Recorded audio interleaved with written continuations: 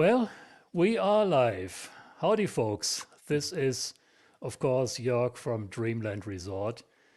Thank you all for joining us for this live stream. As you probably seen in the intro, in the messages, I have a very special guest for this live stream. The guy probably for most of us doesn't even need an introduction. I will say it anyway. Peter Merlin is not only a 30-plus year veteran in Area 51, Black Project, and military aviation history research, but he has also literally written the book on Area 51, the Bible on Area 51. It's called, of course, where do we have it? Dreamland, The Secret History of Area 51. And I think Linda will hopefully, Linda also, thank you for running Wingman for me here. And thank you for reminding me to switch to live chat.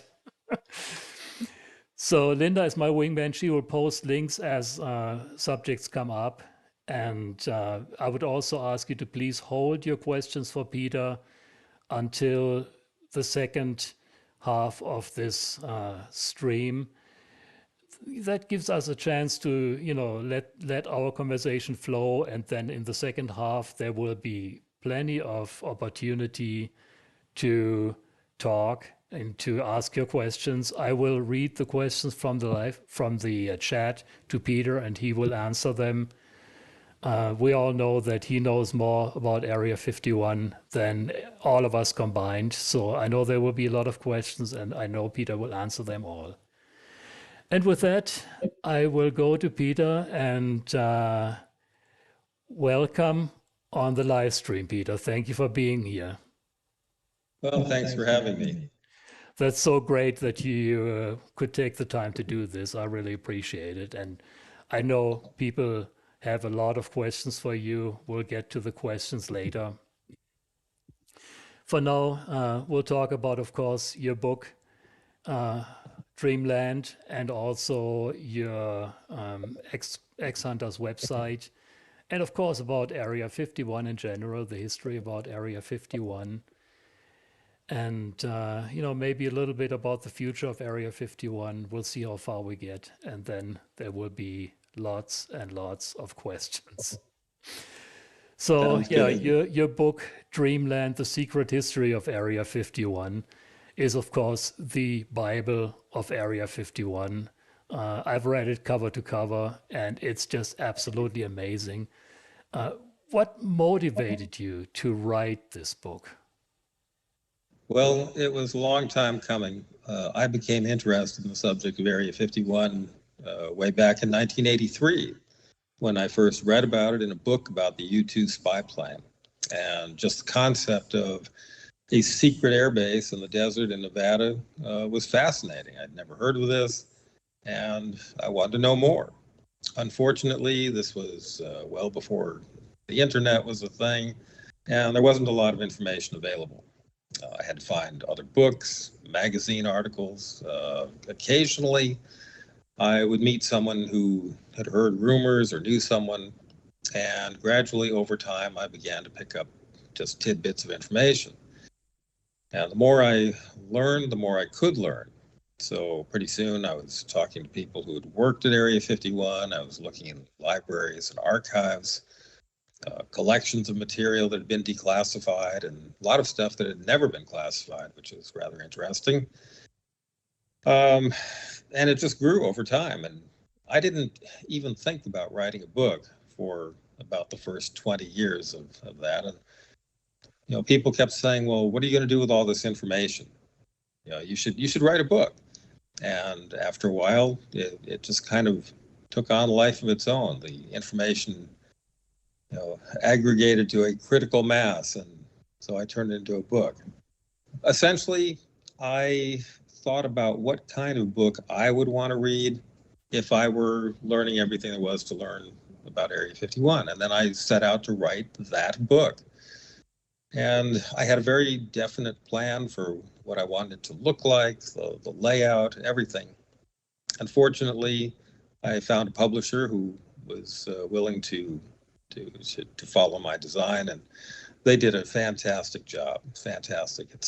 It ended up being about 560 pages, more than 700 photos and illustrations, which is a couple hundred more than I was supposed to do. But I had over 1,000 pictures. And I had to cut them down to a smaller amount. Anyway, there are 47 pages of source notes at the end, showing the path of my research. Everything's tied to the text. So if anyone's ever wondering, where did he get that information? Well, that's what the source notes are for. And that was partly to follow the same academic principles I used when writing peer-reviewed books for NASA and the American Institute of Aeronautics and Astronautics. I wanted it to be a scholarly publication, but I also, besides just showing I did my homework, I wanted to make sure that nobody could accuse me of using any sensitive or classified material. My main constraint in the whole project was to only use unclassified and declassified material. That is a really good idea. And I think it's funny how you describe how you got to writing this book. That's exactly how I started my website, because I felt that there is just no good information about Area 51 out there. So I wanted to share what I knew. And, I took the website approach, you took the book approach. And of course, your book is just so thoroughly researched. And, I really think that was a good idea with the footnotes, because invariably you're going to have people that come up and say, well, you got some classified insider information in there. You can prove that you don't. I mean, I've read the book cover to cover, including researched some of your footnotes, and it is just absolutely fantastic. Looking at your book, what do you think? I mean, it's a very heavy book and a thick book. I've shared Yes, a copy yes, yes, it is. that it is a heavy book in every single way possible. It is just very heavy with information, with knowledge, and with pictures, of course. Of course, my copy is here in right here on my bookshelf, and I can't wait to finally hook up with you at some point and get it signed by you if you'd be so kind. What this book is so full of information. Can you say, is there any particular part of that book that is really close to your heart, that you feel important, that has surprised you when you researched it? Well, yeah, I enjoyed writing the whole thing, obviously. And there were some parts of it that I was particularly happy with at the end. Interestingly, some of the lesser known UAV projects were really fascinating to write about and to research. I had heard for years, when I was associating with the Roadrunners, about Project Aquiline, which was a CIA drone project that was supposed to essentially be kind of stealthy. It would resemble a bird in flight. The whole idea was that it would blend into the natural background. If people happened to glimpse it at a distance, they might think it was an actual bird. And I heard story after story from the Roadrunners, like Hank Meyerdirk, for instance, because he was a project officer on that. But it was quite a few years before the agency finally declassified the history of that program. And I loved putting that all together. I got a lot of great documents. I was able to talk to some people who worked on the program and just put it all together. And I had the same sort of experience with some of the other projects as well. I also enjoyed writing about the Red Hats, their exploitation of the Soviet fighter planes, such as the MiG-21, the MiG-17s, the MiG-23s. I knew a lot of these guys who flew the planes. And, for the most part, they couldn't talk about a lot of the things they did. Some of them could. And eventually, I found a lot of documentation that was either declassified or unclassified.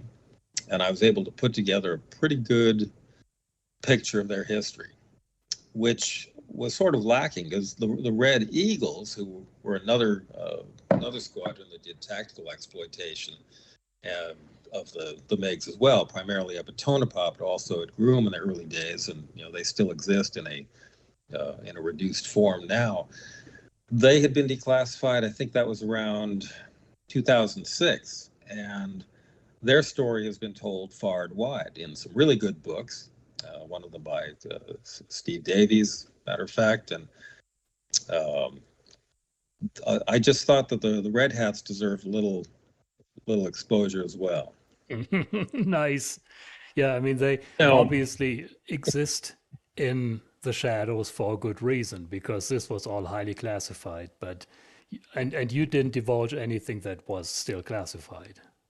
right, and I mean, these are still active programs, so they're sensitive, and you can only say so much about them. I mean, the thing is, these programs have been well known. The first one at Area 51 was Have Donut, the MiG-21 exploitation. That took place in 1968. And as early as 1969, Aviation Week and Space Technology magazine was reporting on this program. And I remember in 1980 seeing a photograph of MiG-21 flying over Groom Lake with American markings painted on the side. And thought that's pretty neat. And the caption said that there was an entire secret squadron of MiGs operating out in Nevada. One time I took a tour of Edwards with the Civil Air Patrol when I was a member, a cadet. And of course, I always have to be that guy. So I asked our tour guide, a test pilot, if he knew anything about this secret squadron of MiGs. And he said, well, I don't, but if I did, I couldn't tell you. Nice. So that was something I was up against for quite a few years.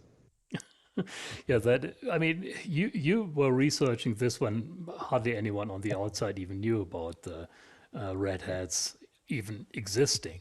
So, Right. that's anybody can research it now in hindsight, but you were researching this when hardly anybody knew about that. It was not as widely known, um, and again, it was just so hard in the early days to find any information. With the internet, you can collect a lot of stuff. There's a lot of noise to the signal, so you have to really sort through it. But the main thing is, I was introduced to Area 51 as a test site for aircraft. I mean, that's what it was. In every reference I came across, every person I talked to, it was always in the context of the basic room-like test aircraft. They're secret aircraft, the U-2, the early Blackbirds, unmanned aerial vehicles, MiGs, stealth, but it was all aircraft. There were no UFO stories to speak of. That wasn't part of the lore at that time. That didn't really happen until 1989, 1990. Yeah, when Lazar came out with his story and really blew the lid wide open on the UFO stuff, and all of a sudden you had Right. people coming out here to see UFOs. And I think at some point you told me this in preparation for our conversation that at some point is at first the Air Force was kind of fighting it, and then finally they started running with the whole UFO thing and the alien theme. Right. To begin with, of course, they really hated it because, hey, we're out here testing airplanes. This isn't a flying saucer base. And of course, the saucer stories turned that secret place that had been so remote into an attractive nuisance. And it brought tourists from all over the world to come out and look at this place with their binoculars and their cameras. And so that just got a little bit crazy. But yeah, after a while, the Air Force folks started getting in on the joke and started adding the alien lore to their patches and coins and things like that. So here's a patch from the B-2 radar cross section measurements that were done at the range at Groom Lake, and Tonopah. And I got this from the B-2 Task Force. I thought this one was really cheeky. This was an office in Nellis, and so they've got a little gray alien in there. The Aerospace Integration Center. It's Nice. gone through a lot of different names. There was a UHF follow-on satellite, and the acronym for that is, of course, UFO. So one of the guys on the program made a patch for it. Love that's cool. There's a special office for technical exploitation of national capabilities. It has to do with, like spy satellite type stuff and intelligence. And they've got their alien patch as well. In fact, the alien symbol has become now emblematic of radar cross-section and aircraft survivability. And here's a patch from Northrop Grumman's Very nice. survivability branch. That is awesome. I mean, of course, that begs the question, how did you accumulate all these interesting patches? Well, some of them I got from the units directly. Some of them I got from, people. If you know a guy who knows a guy, then that's a good way to get things. Yeah. I found a lot of stuff on eBay, of course, the source of all things. Military collectible shows, antique malls, thrift stores, all kinds of places. It's interesting that that material actually finds its way on the internet and even to thrift stores in some cases. Yeah, I have found a surprising number of T-shirts for black projects at thrift stores. I suppose it makes sense.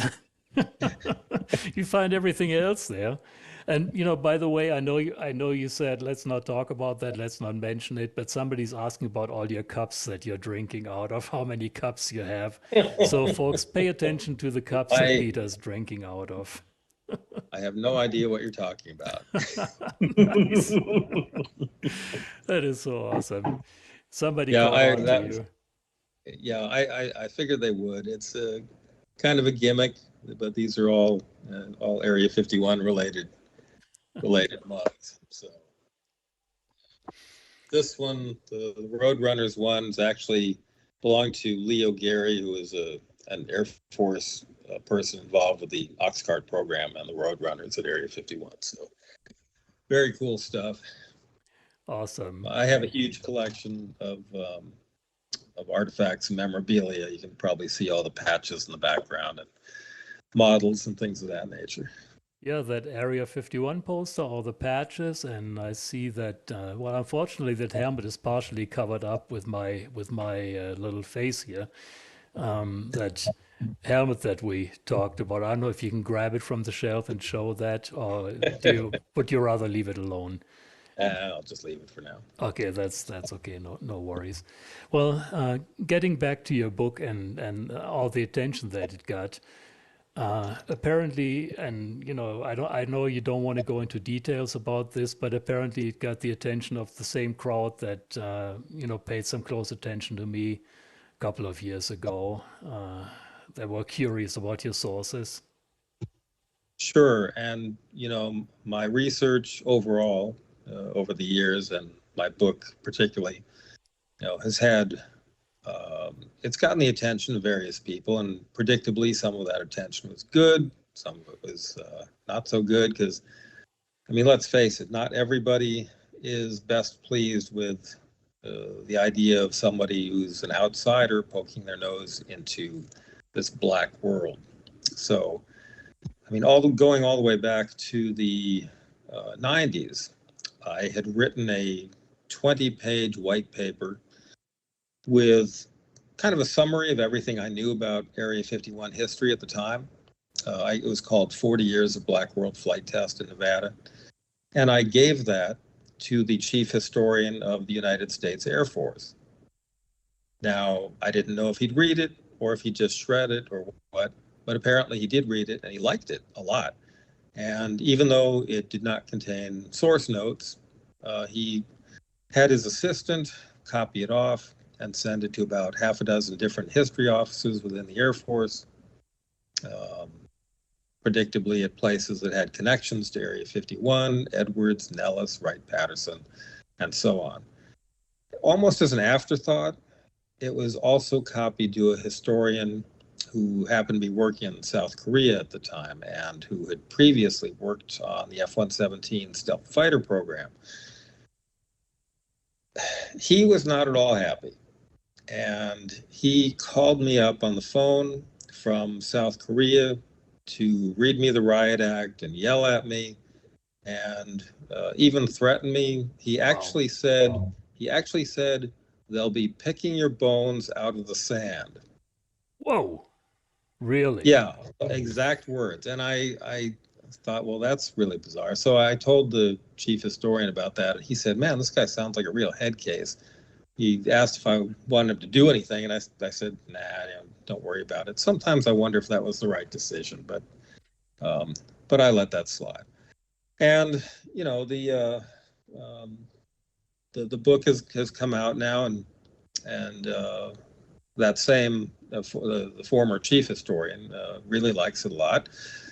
Some of the former command staff officers from Det 3 have let me know that they really like the book quite a bit.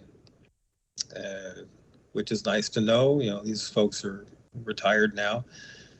I've had some rather interesting, highly placed officers who are still active duty who have been fans of my work for some time and have commented on my posts online on Dreamland Resort and so on.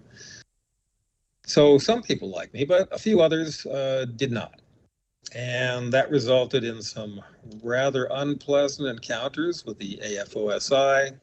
These guys kind of fancy themselves the real men in black. They have their own view of how they are. So Oh boy. So yeah, that wasn't too pleasant. And after the book came out, I actually got another contact from AFOSI PJ, and these are the guys who hassled you. Of course, they're the defenders of the black world, do counterintelligence, and they said, we're just really interested in your research methods and how you got all that information.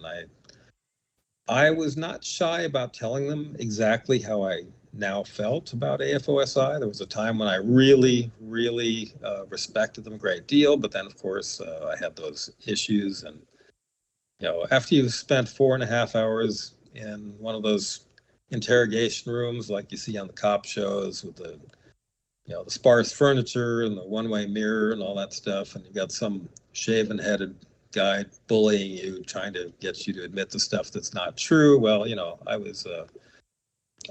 was no longer happy with that. Anyway, I told this agent, I said, well, if you're interested in my research methods, I said, look, I included more than 1,300 source notes, 47 pages worth. I said I've documented everything throughout the text.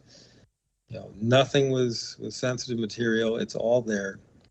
And ultimately, they were satisfied, and that was the end of it. So, all well and good. They even sent me a patch, so I guess I can't complain.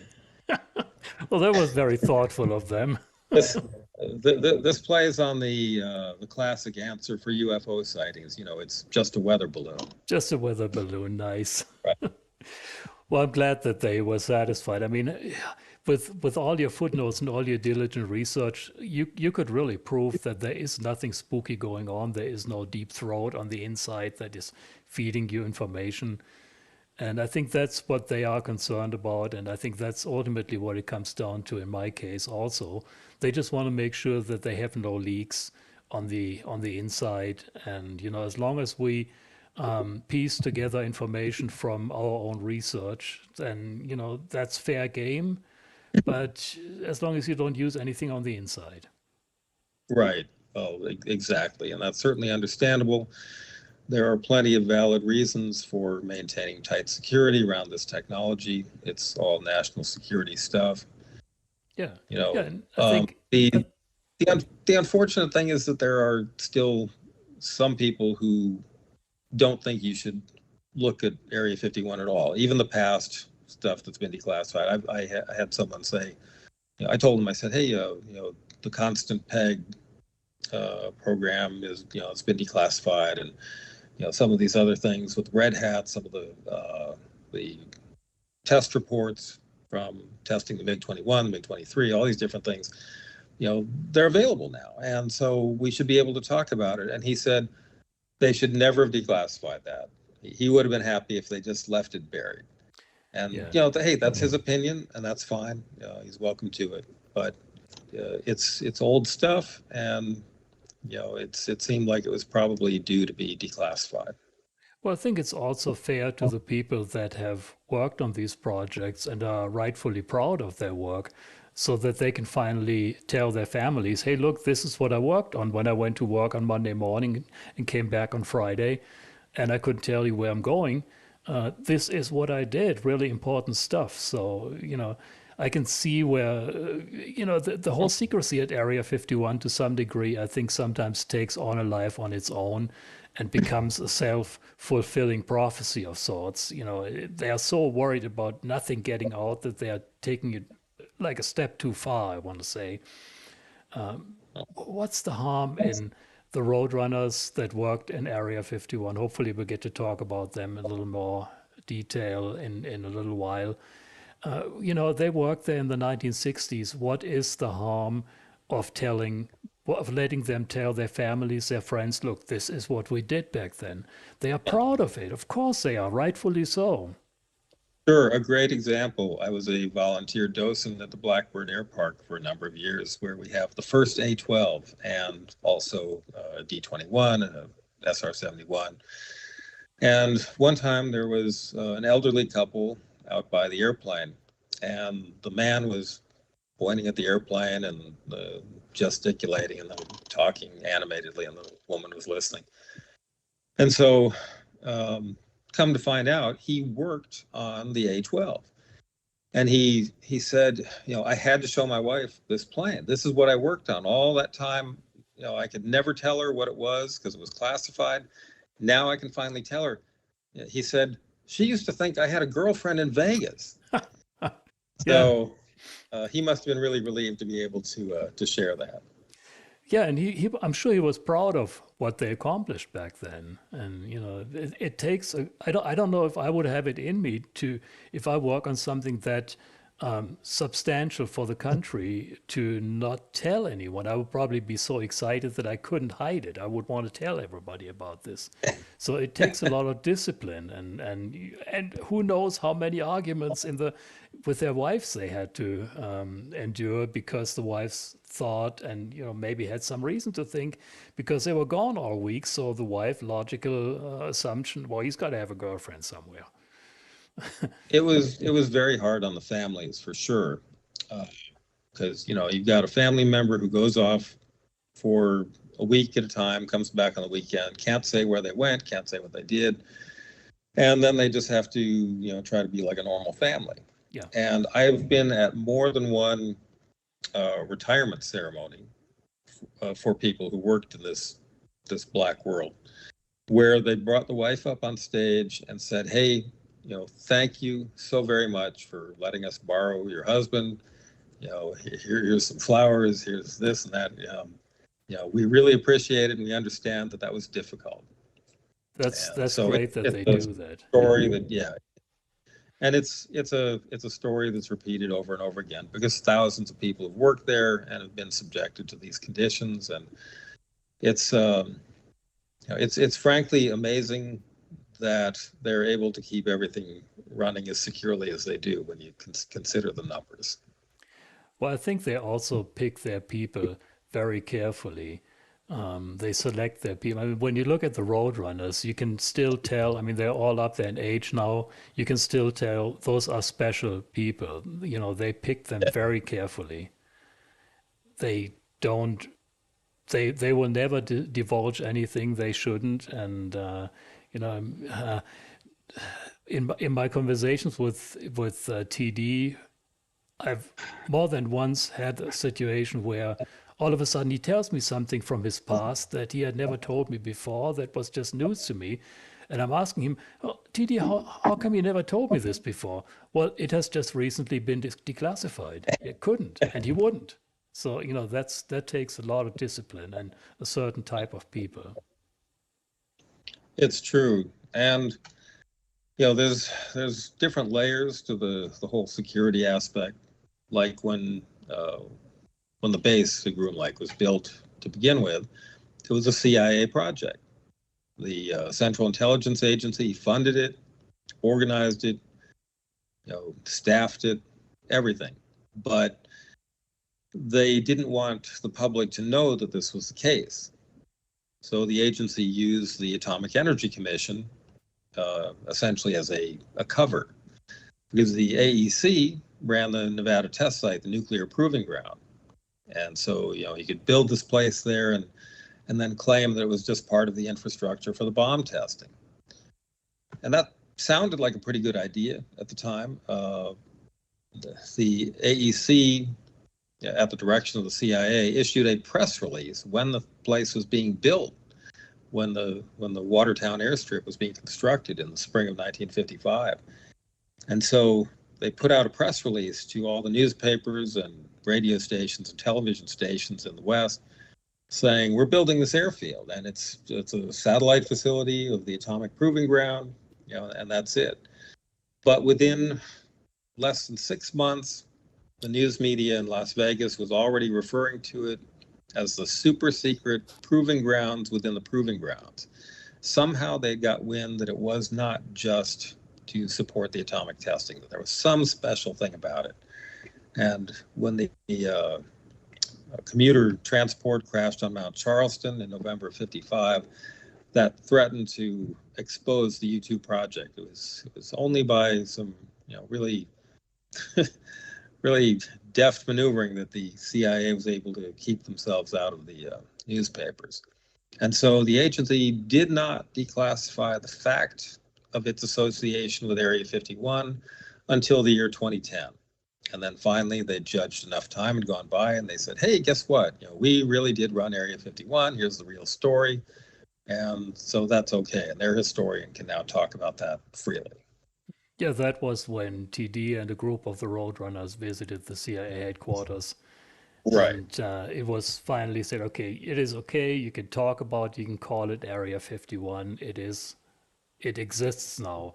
And I think we talked about this before the stream in our previous conversation, that a lot of people claim it was actually declassified in 2013. The real date was 2010 when it was declassified. Right. The 2013 date came because that was when somebody got a package of documents that they'd requested through a Freedom of Information Act request. And once that came out, somehow it made the news and was spread far and wide on the internet. But yeah, it's one of the consequences of the agency declassifying their association meant they could declassify a lot of documents now without redacting the terms Area 51, Groom Lake, Las Vegas, things that had previously been blacked out in the documents. And one of the early sources that I had to work with was an article that ran in Studies in Intelligence, which is a CIA magazine. And it was classified when it was published in the early 1980s. It was called the Oxcart Story. And some years later, that got declassified, and some portions were redacted, of course. But that was a really interesting, opening into the whole Oxcart program. And what was more interesting is it turned out in later years that it was only taken from one chapter in a larger publication, which is a history of overhead intelligence that included the whole story of the U-2 program, Oxcart, Aquiline, some other UAVs, which was finally released almost in its entirety with very few redactions around 2014. The thing about the overhead reconnaissance history was written by two guys, and they kept referring to a document called the OSA History, Office of Special Activities, which oversaw all the overhead reconnaissance programs. And that was one of their main sources for their document. But no one had seen, no one outside the agency had seen this OSA history, and it sounded like it was a really good document. Well, they finally released that. And boy, oh boy, was it a treasure house. We're talking around 3,000 pages. Wow. And that's just the narrative, going into detail, excruciating detail into the history of the U-2, the ox cart, all these things. It was divided into about 20 chapters, and each chapter at the end included not just reference notes, but actual copies of original documents that were used as references for that chapter. So it was like a vast library of information that suddenly became available. Okay, that yeah, I can see that. Where that is all of a sudden this big treasure trove opens up, and basically the challenge is to find the information in that vast array of information that you're looking for. Is that document, is that online somewhere? Is that available It, online? yeah, I found it online. The interesting thing was the first time I found it, I was very excited, of course, and I looked at the table of contents, and I could see that it listed all different things. I think it was, I'm trying to remember which chapter. Might have been chapter 20, was about Oxcart. And looking at the contents for that, there was a whole thing about, Area 51 is designated, and it's like, oh, this is great. This is all the information I want. So I'm looking through the document, and that chapter was missing. Huh. Because they held on to that a little longer, and a few months later, the review was completed, and that got released as well. So it's all out there now. Well, I'm sure most of the people listening right now and watching right now know what we're talking about. Just briefly to mention that Area 51, of course, was originally founded for the U-2 and for the A-12 reconnaissance planes at the height of the Cold War to fly reconnaissance missions over Russia because there were no spy satellites, and we needed to know what Russia has in their inventory, just as they wanted to know what we have. But the U-2 and the A-12 were the spy planes or reconnaissance planes, more politically correct, that started Area 51. And without going into too much detail, those were the two projects really that founded Area 51, correct? That's right. Originally, it was built as a temporary camp for the U-2, just used for test and training operations. And the idea was it would only be used until they deployed the U-2s overseas, and then the whole base would just get mothballed, and that would be the end of that. There wasn't any foreseen future use for it. And the timing meant that around the summer of 1957 is when they shut it down, just before the atomic testing really picked up in a big way next door. And so, good idea to get out of there, because whenever there were nuclear tests, they had to evacuate the base anyway. So might as well just mothball it. And for a couple of years, the population of the base dropped to about 2 people, and the security guards and maintenance, and that was about it. And then in 1959, when they had decided that, hey, the U-2 is really just a stopgap measure. It's not going to survive very long. The Soviets are going to make better missiles. They'll be able to shoot it down. So we need a successor, something that can fly higher, faster, and be less visible on radar. So once again, you had Lockheed getting involved, Convair General Dynamics was getting involved, competing with designs. The original models were tested at a radar range operated by EG&G at Indian Springs, but that's next to a highway, as you know, and so not very secure. Kelly Johnson of Lockheed said, we don't want our models sitting here next to the highway. Could you maybe move the radar cross-section testing up to Groom Lake? Move it to Watertown Airstrip. And so Turns out that was a pretty good idea. And Rico, Reynolds Electrical and Engineering Company, had the contract to do construction. And so, they called that Project 51. And that's how Area 51 got its name. And that was just pretty arbitrary. It was an accountant gave it that name, and so there we are. And I talk about that in some detail in my book. So that was one of the nifty little stories I came across that I hadn't known about and was happy to find. But That was the so interesting to see that in your book that you were actually even able to name the guy who coined the name Area 51. I mean, oh who would yeah, know that? Who, except for and you, would know that?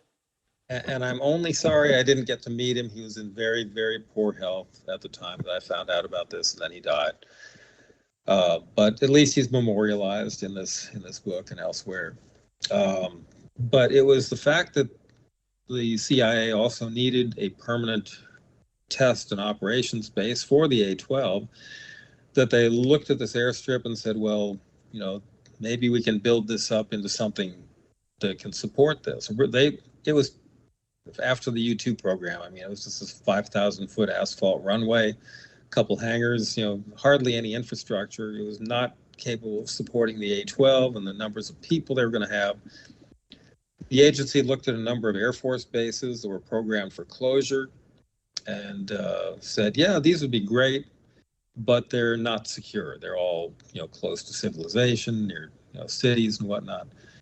So it was better to spend the money and build a new airfield at Groom Lake. Just the hangars, the housing, new runways, the whole works, fuel farm, all that stuff.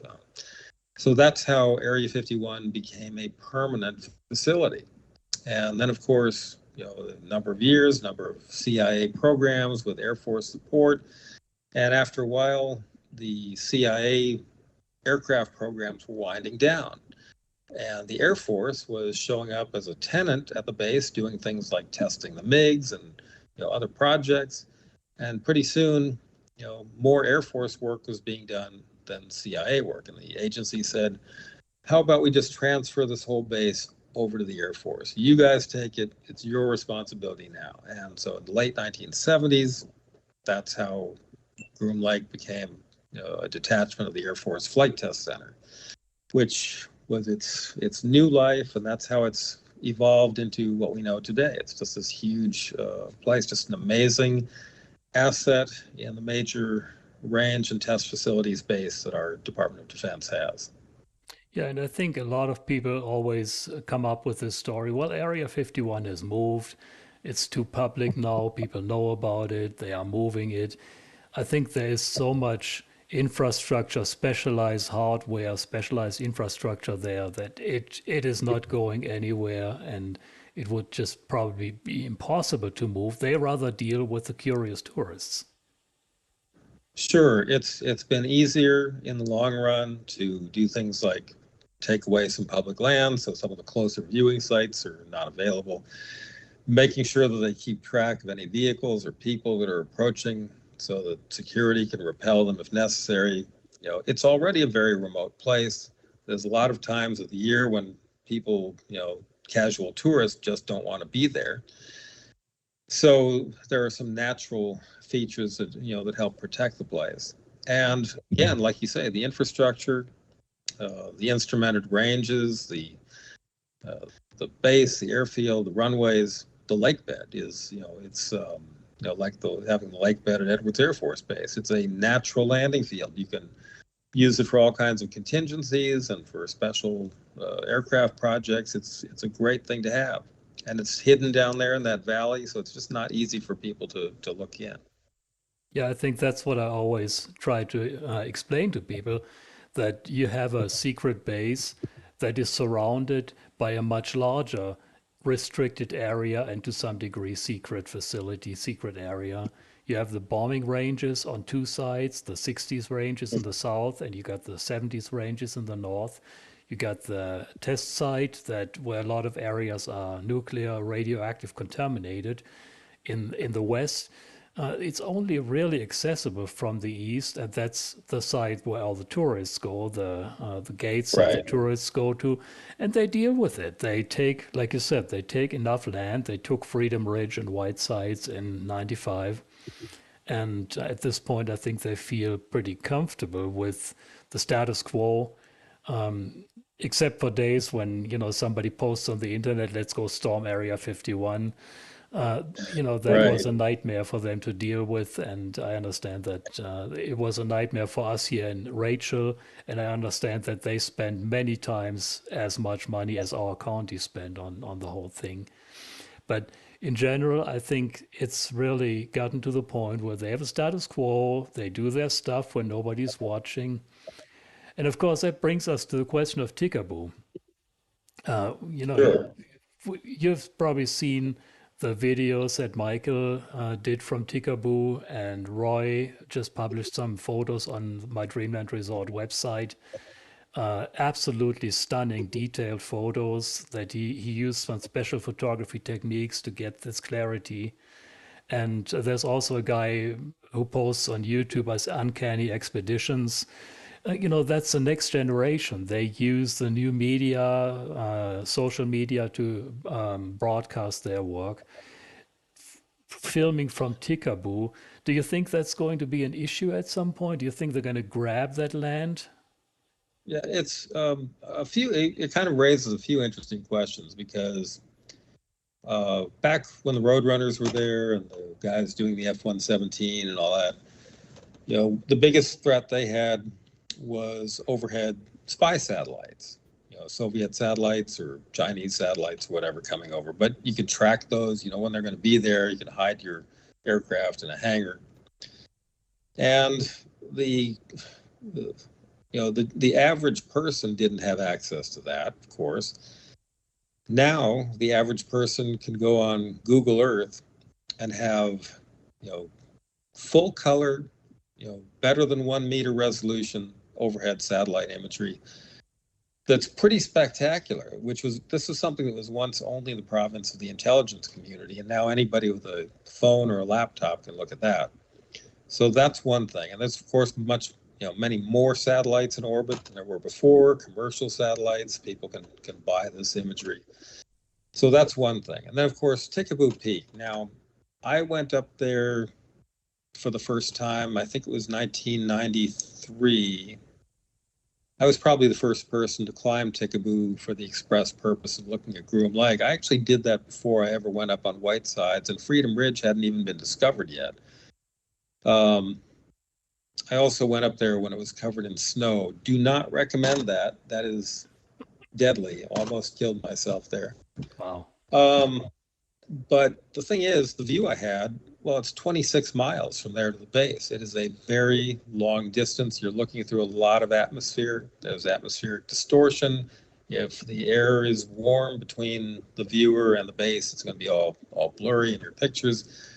And until very recently, there were very few times when anyone could get any kind of halfway decent pictures from Tickaboo. Of course, as you pointed out, Roy posted those shots on your website, and they are spectacularly clear and detailed. I mean, you can see these vehicles and aircraft and almost read the writing on the side. It's just pretty amazing. So I don't know how much that's going to influence the Air Force and how they handle Tickaboo Peak. And they already know when people are up there. There's obviously sensors along the road. There's cameras at the top, so they know when people are there, and they can act accordingly.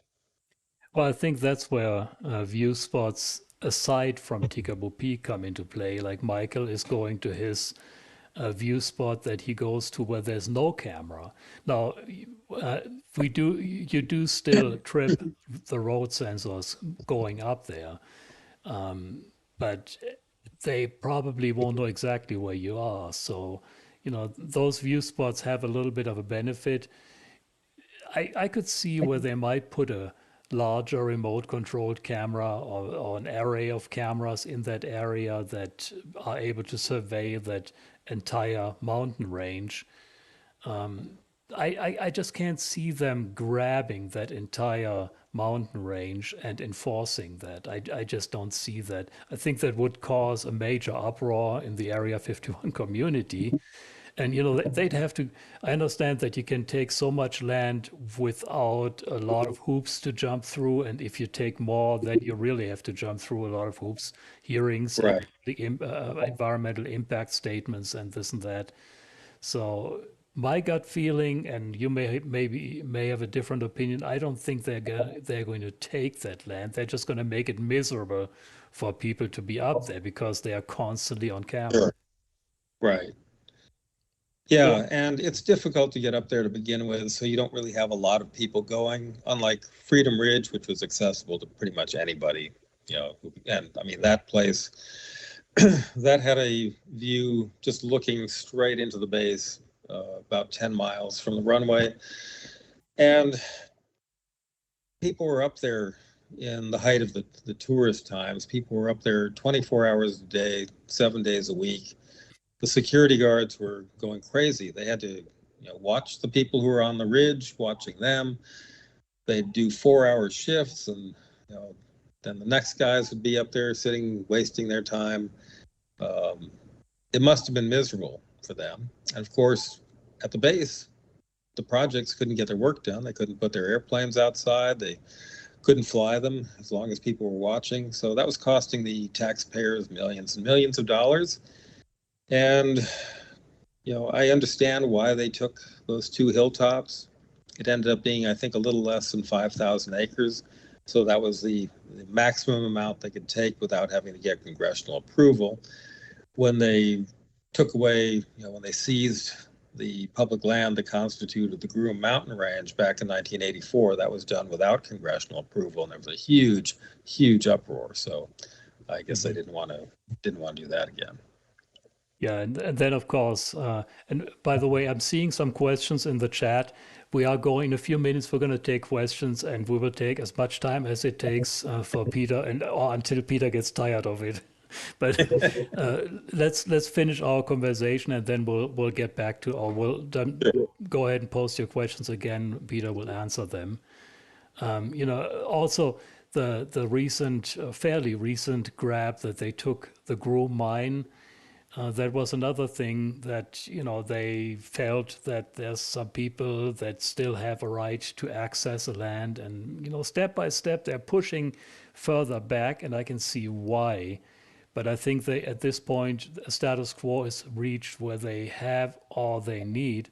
And what really surprised me a few years ago, the Air Force wanted to extend the drone no-fly zone outside of the boundary to land almost up to the highway. And this went before our county commissioners here in Lincoln County. I got wind of that, and I went in front of the commissioners and I spoke against that. I had a drone at the time. Now the FBI has it, but that's another story. Um, I had a drone at the time, and I said, I think the Air Force has enough land. Commercial consumer drones just don't have optics good enough to spy into the base. And much to my surprise, the commissioners actually sided with me and said, yes, you're right. The Air Force has enough land. Uh, Denied. And it was basically what it is now, that you can fly up to the perimeter, which is not a good idea. And I would not encourage anyone to do that. But technically, you could. You would probably have the sheriff on your case, so not a good idea. But I think at this point, the boundaries are set. And I think they're pretty comfortable there. And like we talked about earlier, there's so much infrastructure in the ranges that they can use for both the red flag exercises, for flight tests, for calibrating. I hear a B-2 flying over a lot against the radar ranges. This infrastructure is being used for various purposes. So I think it is very solid at this point. The roles are set, and security just deals with it. And getting back to Tickaboo, I'm sure you heard this, or maybe I hope you watched this video of Michael, where he had the watchdog tango condition. I think they must have had something out that day that they were really paranoid about, because they do fly stuff sometimes, even though people are on Tikaboo. But it must have been something that was just very secret. And of course, we haven't even, there's so many subjects that I have on my list here that we haven't even touched on. I want to briefly touch on the NGAD project, the Next Generation Air Dominance. What's your take on that? Yeah, well, we now have pretty much confirmation that they tested essentially some X-planes to demonstrate the NGAD technologies. This is a new advancement in fighter technologies beyond the F-22 and F-35. That whole program has undergone a lot of evolution. There was a one-time talk of having new NGAD type fighter planes and associated family of systems like UAVs that would go along with the manned aircraft, and they'd either be interoperability. So I know there are other companies working on these UAVs that will be an adjunct to this, and so much other technology that we probably haven't even heard of yet. It's exciting. There was talk for a while, I started to say, they were going to introduce like a new fighter plane, like I think something like every 10 years or something, which sounds ridiculous. But if you go back into the 1950s, when we had fighter planes coming out one after the other, F-102, F-104, F-105, F-106, all these different things. And so the defense officials who were planning this sort of stuff looked at this as a new version of the Century series. I don't know if they're still pursuing that, but it does look like at least we're going to get a few interesting airplanes coming down the pipeline. The technology's clearly been demonstrated. There have been some members of Congress who were briefed in and had some comments about it that sounded pretty promising a while back. So that's pretty exciting. Of course, you got the B-21 Raider bomber flying out of Edwards right now. I am pretty confident that the reason Northrop Grumman won the prime contract for that is that they had some previous experience with an unmanned vehicle using similar technologies. They were able to prove and say, hey, look what we can do. And, this is what we can scale up into a bomber. So that's some nifty stuff. You're talking I about think, the RQ-180? yeah, that was reported in Aviation Week and Space Technology magazine. Some of the early reporting goes back as far as 2010, when, interestingly enough, it made its first flight. And over the years, they've kind of reported more and more details about that, but it's still not officially acknowledged by the Air Force yet. So that's one of those things we're talking about in the form of a semi-rumor. There have been some possible sightings and things like that, and a lot of people who work on programs they can't talk about. And someday, hopefully, that will get released. I think it's absolutely fantastic that that thing has actually seen combat duty. It's been deployed and still it's classified. Nobody on the outside really knows much about it. Sure, and another similar program that had that kind of history, of course, was the Lockheed Martin RQ-170 Sentinel. That one was developed starting around, I think, 2001, and by 2005 it was flying. We didn't know anything about that until all of a sudden a photographer in Afghanistan caught a picture of it taxiing at Kandahar and said, hey, what is that? And it took a while for the Air Force to finally acknowledge that, yes, we have this program. That's all we're going to say about it. And it, of course, became a point of contention when one of these vehicles was captured by the Iranians in 2011, I believe that was. Yeah, that was a little bit of an embarrassment, of course, because they took advantage of it for propaganda purposes and displayed it and then reverse engineered it to create their own version. So Yeah, and I think that's one of the ways we find out about these projects. right. And I think that's also where Area 51 comes in, because it always keeps us one step ahead.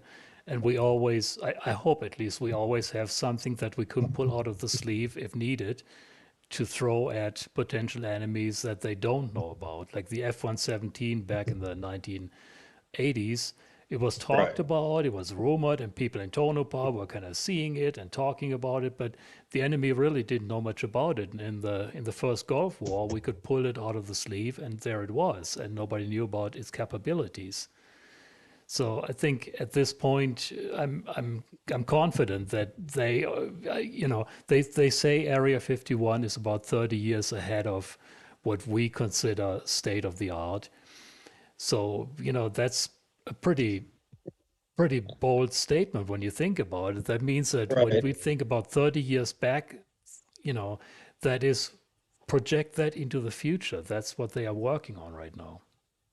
And because we know for sure, even though some of these things have not been really announced, we know that there have been some really interesting experimental demonstrators flown out there in the last 10 years.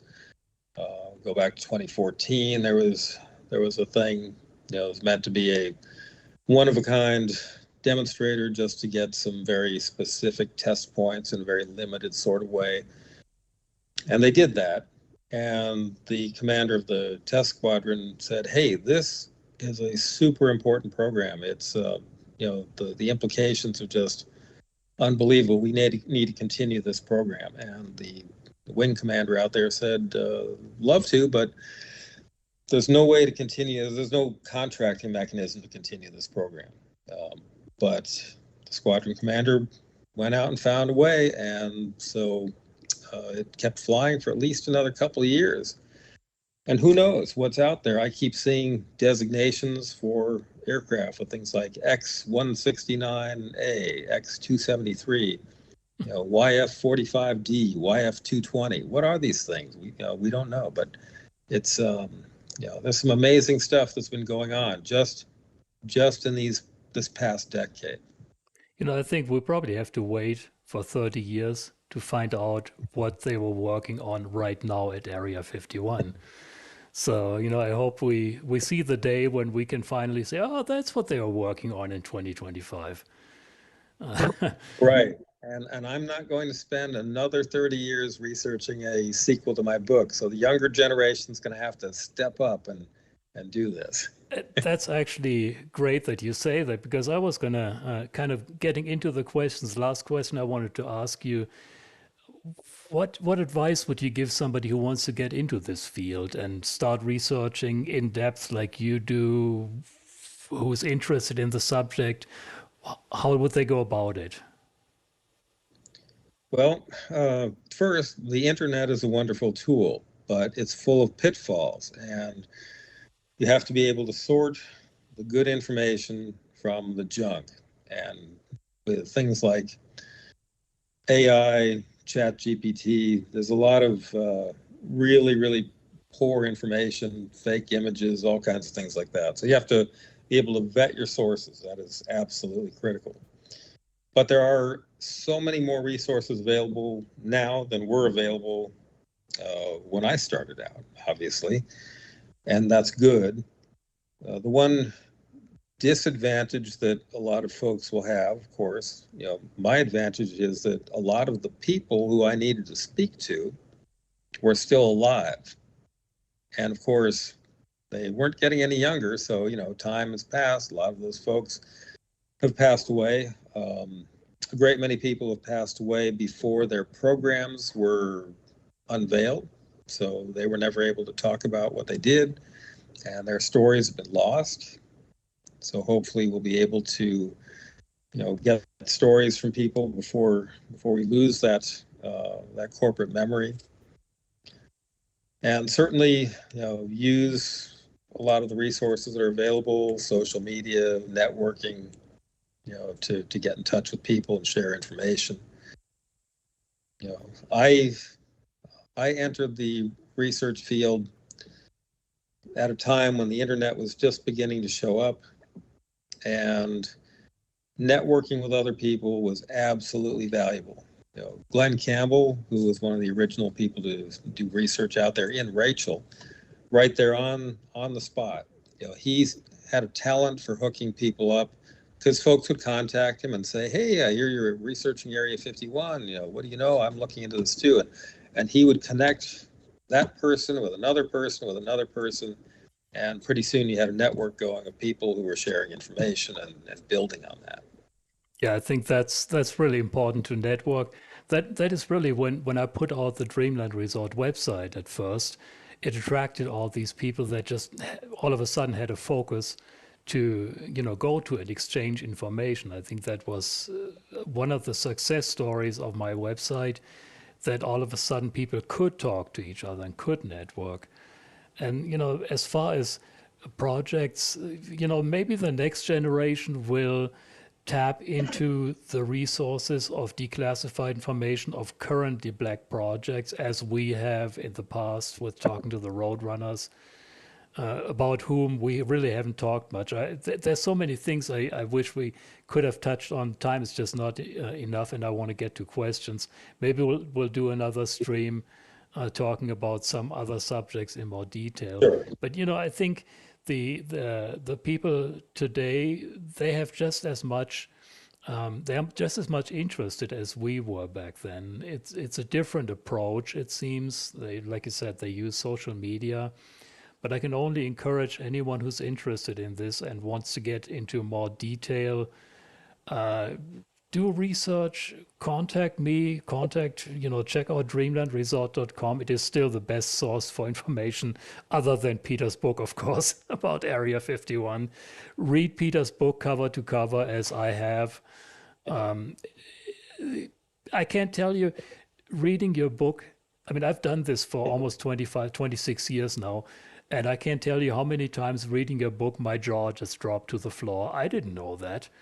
Uh, Fantastic. I mean, That was some of the most fun that I had, because I was showing this to people who are experts in certain parts of the story. Like Chris Pocock is the U2 historian. He's like the expert, has been for ages. But even he was finding out stuff about the U2 that he didn't know. So that was fun to be able to surprise people like that. It was really great putting so much information together, creating a picture. I wanted to demystify Area 51. I wanted to make it so that people would not view it as this black hole of mystery. I wanted them to see it as a real place populated by real people doing their jobs, going home to their families, making their contribution to, the defense of the U.S., all that kind of stuff, and working the cutting edge of technology. And it's all there.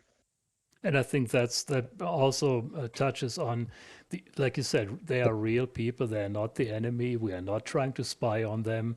In fact, we are trying to tell their or you are trying to tell their history, and you did tell their history in a better way than anybody else could have possibly done. So I made it a point to recognize the many different kinds of jobs that are out there. A lot of books just focus on the test pilots or the engineers, things like that. I wanted to talk about the maintainers, the security people, the cooks, the radar technicians, just everybody who is involved in every aspect of running the place. The fire department. I mean, it's just a huge tapestry and such a big piece of American history, of Cold War history, of military history. It's just an amazing thing. that is one thing. When I read your book, many times I could feel, I almost thought I was there. It was so alive that I could see myself right there in that situation and talking to these people that you're writing about. Very, very, you approach this from so many different angles and tied this all together in such a great way. I, I'm just still in awe about your book, and I hope Linda has posted. I can't really follow the chat. Yeah, there's the link right there where people can order your book. Dreamland is, of course, it's called. Where do we have The Secret History of Area 51? absolutely. If you buy one book about Area 51, this is it. With this, Peter, let's take some questions. There's so many more things that I really would like to get into. We have to take questions, otherwise we're going to run out of time, and people get tired of it. So we are let's open the chat to questions. If you have any questions for Peter, go ahead and post them in the chat, and I'm going to read them to Peter. He doesn't see the chat.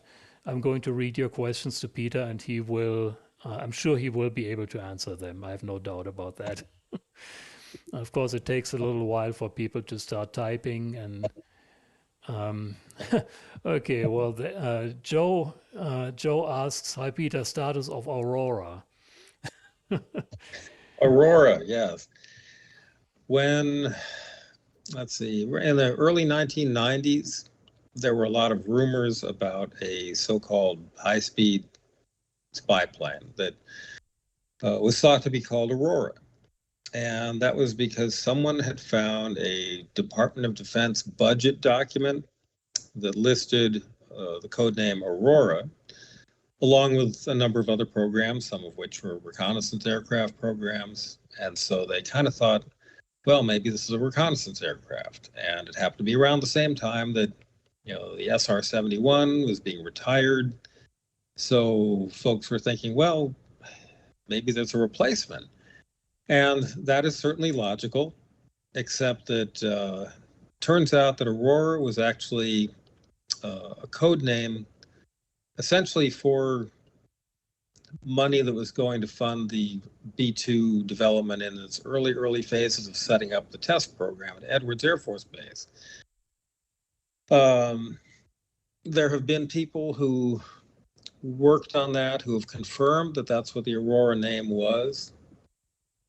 And there was a similar thing with the B-21. When they were setting up the B-21 test force at Edwards, they went under the name Stingray. And it was just a sort of a place mark to get started and get the money flowing and get things set up. And that was what that was. And so Aurora was the same kind of thing. It was not a high-speed plane. Whether or not there was any kind of high-speed plane tested around that time has been up for debate for quite a while.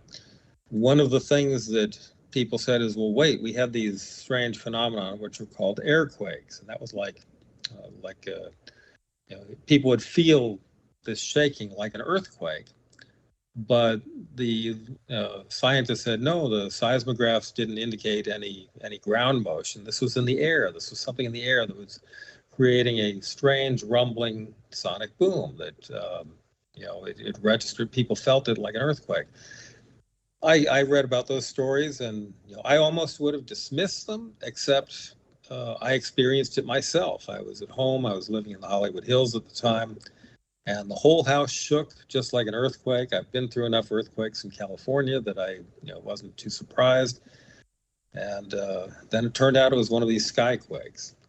There have been explanations for them. Supposedly, it's just an acoustical phenomenon from aircraft flying off the coast and the shock waves bouncing off the atmosphere. I don't know. I don't know enough about that to say whether or not that's true or whether it was something more exotic. But that was part of the whole atmosphere surrounding the ideas of secret projects back in the early 90s. And it kind of got a lot of people very interested in possible black projects at Groom Lake at that time.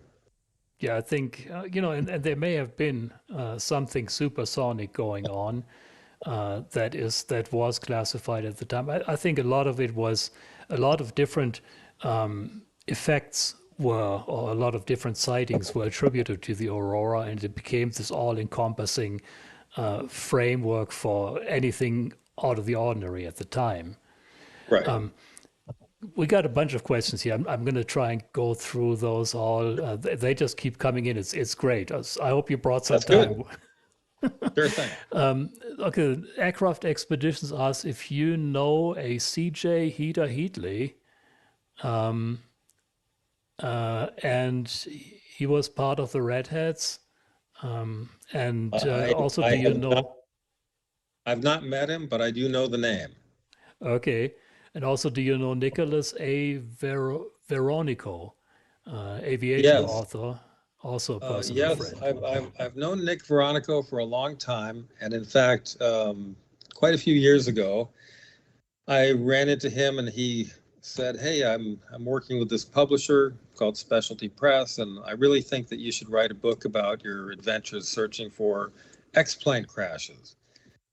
And at the time, I was working with Tony Moore to find crash sites of experimental planes around Edwards, around Area 51, things like that, the rocket planes and jet-powered test aircraft and prototypes, and A-12s and U-2s and all these things. And Nick thought it would be great to write a book about that. And I kind of brushed him off. And I told Tony about this, and we let it slide for a while. But then Tony said, we probably should do this book. And he kind of talked me into it, and Nick helped get it put together. And that became one of our projects that was very popular. A lot of people bought that book. It talked about a lot of different, Edwards projects and Area 51 projects. It went out of print, and Specialty Press had gone out of business. We got the rights back. So Key Publishing is going to bring that book back. If you absolutely can't wait to get a copy of it, they're still available on Amazon or used book dealers. Be sure to look for the hardcover, because that's the one with the color pictures. But Key Publishing in England is going to republish that book sometime soon. I don't know exactly when, but we'll let you know. And Nick Veronico is the driving force behind that. Okay, and that is something we haven't even touched on, your whole X Hunters website. I think hopefully Linda can post a link to that website, to the X Hunters website in the chat. That's Peter's project, Peter and Tony together, and we'll talk about that next time. But the book is also available through that website. Click on the books tab, and you're going to get to where you can order the book from Amazon. And once it is available from the new publishing house, I will update that link to point to the new address. Oh, there's another one, EG&G. Yeah. Nice. And also, if you want to contact Peter, there's also a contact form to get a hold of Peter on that X Hunters website. We'll talk about that X Hunters website, about the X-plane crashes and all that next time. Sorry, we're just running out of time. Okay, the next question is, let's see. What was the most unexpected find from Adam Ringel? What was the most unexpected find you had when you're researching your book? For me, it was some of the most mundane stuff, like about the softball team. Yeah, I've got to say it was weird, some of the stuff that came up. Obviously, one of the big surprises was that I came into this at a time when people were saying, oh, the government never acknowledged the existence of Area 51. So the fact that the existence of Area 51 was unclassified and that it was announced by the government early on was a huge surprise. It appeared on maps that were given to the public. The people who worked there, they couldn't talk about it, obviously, but like the security guards had badges that said Area 51 right on them, and the firemen and things like that. So that was kind of surprising. Also, the softball team, when I found that out, I was at a museum in northern Nevada, in Tonopah, and the gift shop was selling newsletters from the Nevada test site, which included, interestingly, a sports page that listed these softball matches and football games and things, these tournaments between teams that included the Area 51 teams and the Nevada test site teams and like that. And I'm very happy that when I got involved with the Roadrunners, I got to meet some of the actual guys who were on that softball team, the eight ballers, including Big Clem Bajeski and some of the others. So that was just fantastic.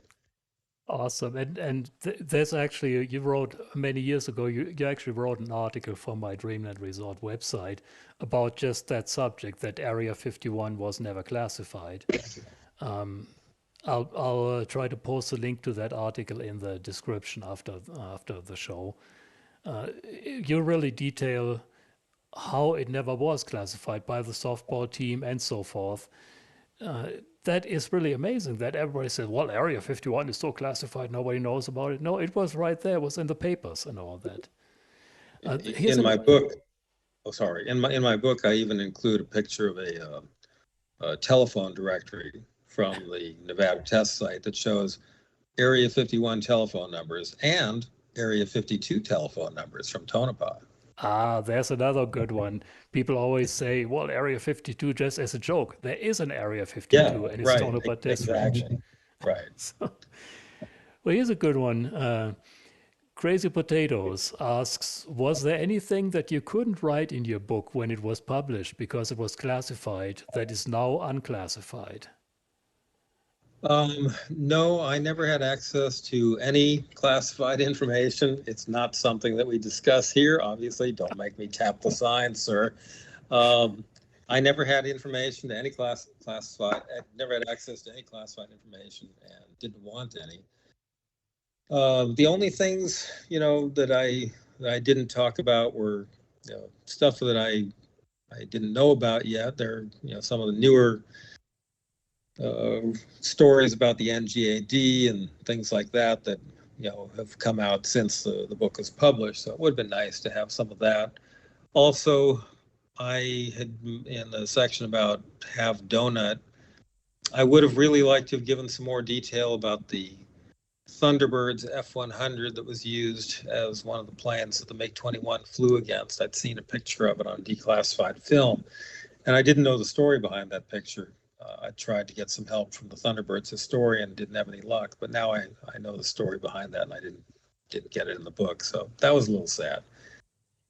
Yeah. Great. Okay. Well, here, Nick Taylor has a very similar question. Was there anything you came across in your research that you couldn't publish? Maybe something classified but accidentally leaked out? Probably goes in the same direction. Yeah. Uh, No, nothing there's, like that. there's. The the Go ahead. the only stuff that I intentionally left out was not classified, but it didn't add to the story, and I could see where it would have inadvertently become the focus.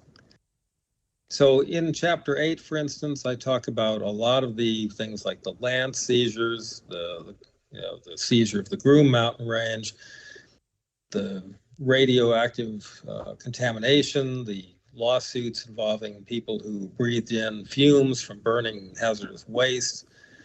I've even got a section on some of the uh, alcohol-fueled activities at Area 51 that got out of hand.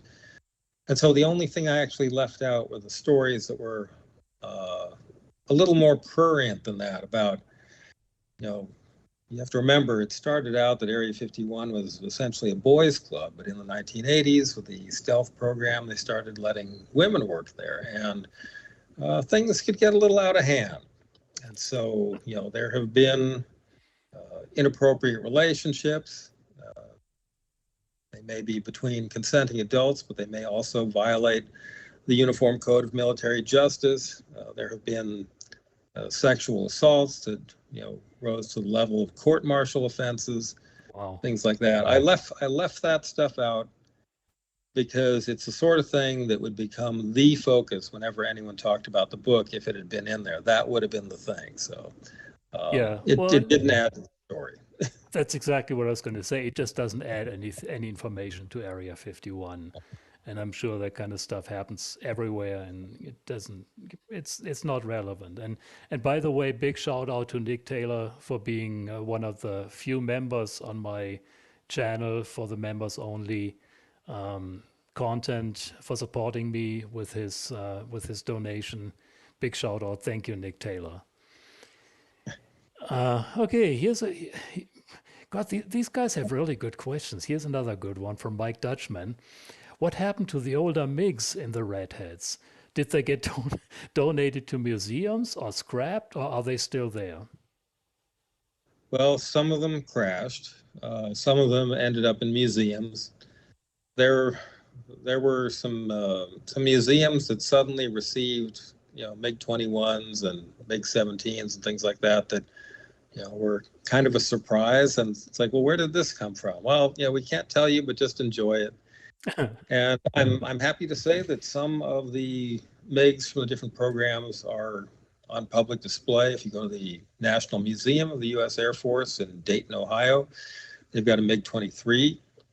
There's a MiG-29. There's a Su-27, which was one of the two-seater models that was up there. The other one had crashed, unfortunately, killing the pilot back in 2017. Doc Schultz, that was a terrible tragedy. So yeah, some of these MiGs are around. A few others are on display at Nellis Air Force Base. And like I said, just other aviation museums. So that's really interesting. So you might go to a museum and look at an old MiG, and it may be one of the MiGs that flew out of Area 51. Right. That's amazing. Okay, here's a question from Michael, no one before Flash. Question for Peter: how many people do you know about? How many people do you know about who were foreigners who really followed the subject of Area 51? Michael, of course, being from Poland himself, so I think that's where he's coming from. Sure. I mean, from time to time, I've certainly seen a lot of posts online by people from various European countries and the UK. I know there's a lot of folks in England who are really interested in Area 51, and particularly because some of the connections between Area 51 and the British RAF with the U-2 program, with the F-117A. It's in my book where a couple British pilots came out to Groom to fly the F-117 and see if the British government might want to purchase any. So that was kind of interesting. And I know there is a lot of international interest. I've seen messages from people all as far away as Australia who are interested in Area 51. So I guess it's kind of a global phenomenon. Everybody loves this subject. Especially the British. I've had a lot of British contact me about Area 51. There's a Yeah. lot of interest there, and all over Europe, really. I mean, Roy, who donated those great photos to my website, he's from Holland. So, people come out here and research Area 51 from all over the world. And in this day and age, it is possible with the internet right there. I'm learning a lot about Area 51 just by looking at Google Earth and looking at different historical images, comparing them. And you can do that Right. from anywhere. You don't have to be right here in Rachel. I mean, I happen to be right at the Sure. gate of Area 51, but you don't have to be. You can do that from anywhere. And of course, then, And I've go ahead.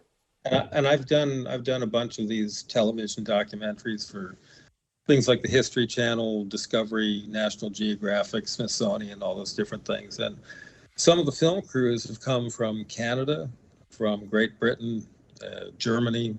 They're coming from all over to do these.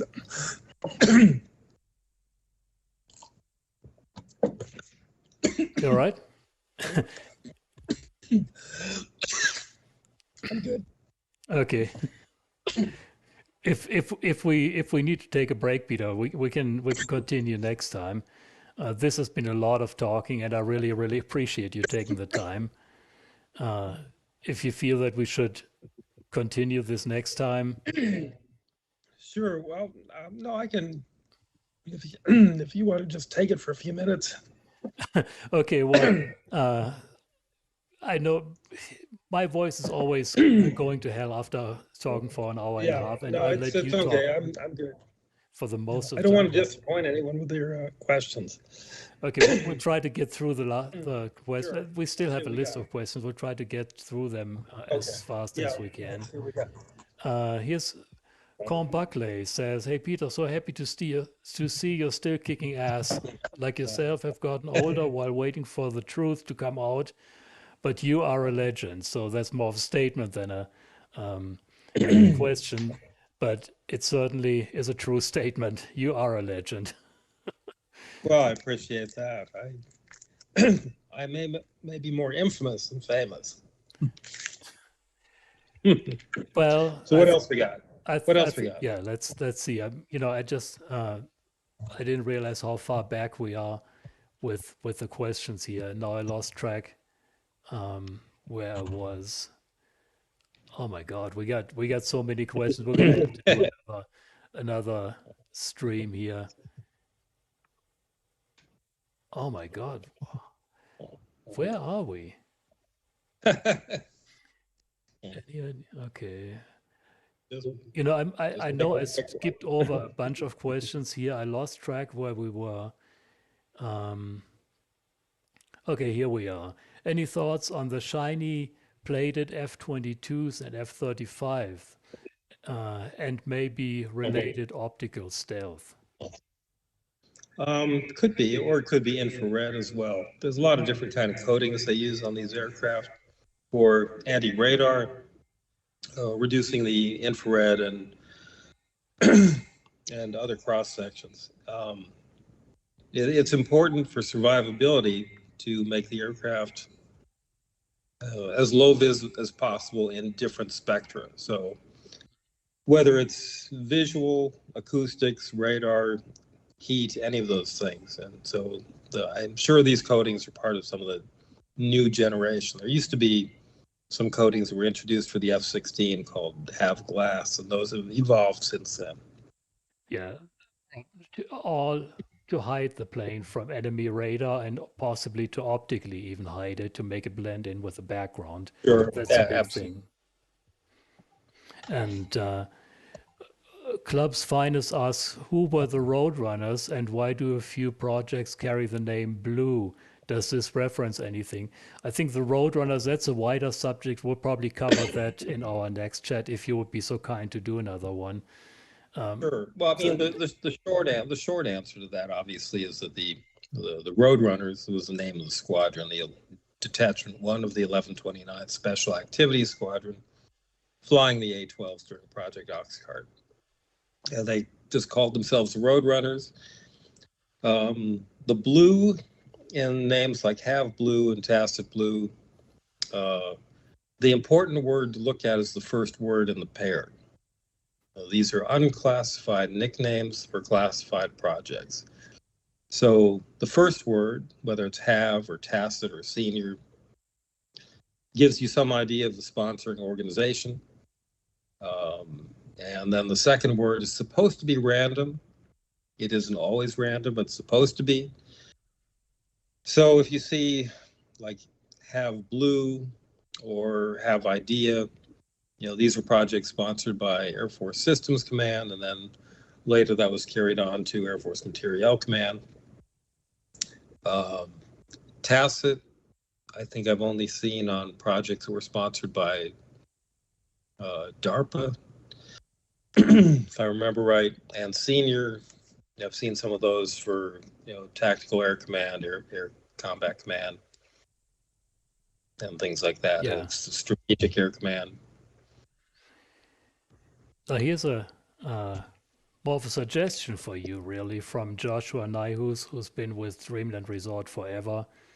I'd love to see a book documenting Pete's project and patch and coin collection and memorabilia in the same format of the Dreamland Bible. Is that a possibility in the future? Just an idea. I have certainly considered the idea of a book about Dreamland memorabilia. Yeah, that collecting Area 51 stuff. It would be a neat subject. There are a great many different kind of things that could be showcased in that. I think it would be great. I think a lot of people in this community are very interested in patches, and you know more than anyone else about the meaning of some of these. Whatever you could share about them, I think it would be another Area 51 patch Bible. And we know there's an interest in it because Trevor Paglin put out that book some years ago about black projects patches, and he thought that hardly anyone would be interested in this little book, that it would just be a niche market. And he got some really good publicity from the New York Times. So all of a sudden it just blew up, and people all over the world were looking at this and saying, hey, tell us more, So yeah, there's a market for that. Yeah. And you wouldn't duplicate anything. I think with your knowledge about specifically Area 51 related projects, you could add to the community rather than duplicating anything. I think that's a great idea. Yeah, Get absolutely. busy.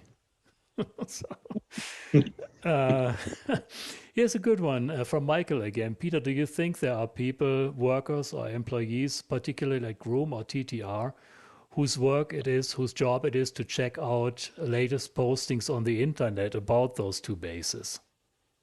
I can pretty well guarantee that the AFOSI does look at the postings on these things. I know that for a fact because many years ago, the historian at Edwards Air Force Base specifically mentioned some postings that had been on, I think they were on the Dreamland Resort website, as a matter of fact.